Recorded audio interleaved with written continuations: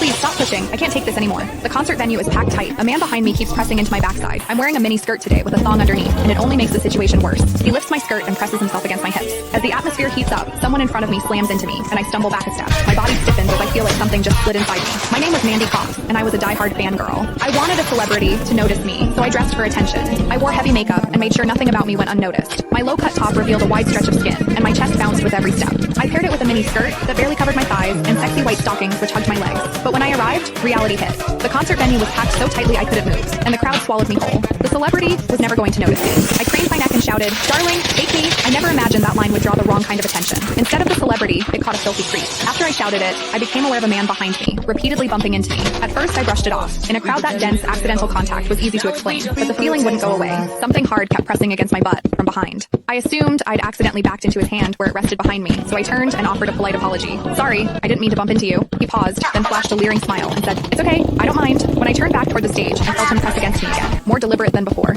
I kept my attention on the celebrity on stage and shut him out. The man became increasingly brazen, pulling up my skirt and pressing close against my backside. I had only a thong on underneath, which left my butt exposed. I felt his touch directly against my skin and assumed it was his finger. Only then did I realize something was wrong. The pressure was warm and solid in a way a finger could never be. My mind lurched as the truth hit me. In the 20 years of my life, this was the first time a man had ever molested me. Fear surged through me, sharp and overwhelming, and my body reacted with an instinct to flee, but there was no way to move. The concert floor was packed wall to wall, leaving me stuck where I stood. I drew myself tight, bracing as if tension alone could keep the fear out. As I did, my hips closed around the man's so-called finger, trapping it between my cheeks. An unfamiliar sensation followed, and warmth rose to my face. What confused me was that I didn't recoil from it. There was a muted comfort to it, and against my will, it sparked a faint sense of expectation. The man behind me seemed to take it as a signal. He moved in closer, repeating the motion until the intrusion was unmistakable. I had lived a sheltered life as a college student, and now I was being toyed with by a stranger while surrounded by people. Shame surged within me without warning. I felt the urge to sob, but my throat closed, and my voice deserted me. Worse still, the pressure forced my thong inward and sent a restless, prickling discomfort through my body that wouldn't fade. A quiet, involuntary sound escaped me, and the embarrassment followed instantly. I gathered myself and strained to suppress it, holding it down until my throat tightened. The blaring music and the screams around me drowned everything out. With every eye fixed on the stage, no one was aware of what was happening to me.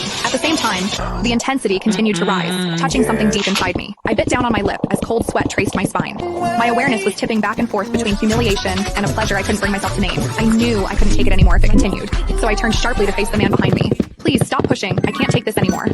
When I finished speaking, the man leaned toward me and whispered in my ear, "Is it exciting, the way I'm pushing against you?" The shame was overwhelming, and I was on the verge of crying. "I'm a virgin. I've never done that kind of thing. Please, let me go." He didn't stop. Instead, his gaze burned deeper as he teased my waist, the pressure growing stronger. "You're really a virgin? Then let me show you what it feels like to be a woman." Click the link in my bio to get the full story for free.